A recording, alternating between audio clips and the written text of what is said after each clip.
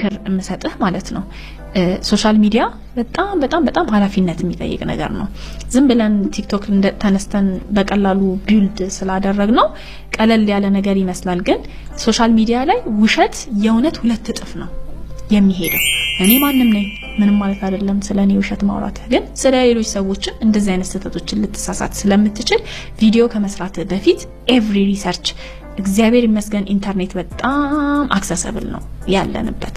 ስለዚህ በቀላሉ ትንሽ ሰርች አድርገህ የምታገኘውን ኢንፎርሜሽን ዝም ብለህ ፐርሰናሊ ድራይቭ ስለተደረግ ስህተት የሆኑ ነገሮችን ውሸት የሆኑ ነገሮችን እየሰራህ ፖስት ባታደርግ ለወደፊትህ ለሁላችንም ሶሻል ሚዲያ ላለን ሰዎች ይሄንን ኃላፊነት ብንወስድ ደስ ይለኛል።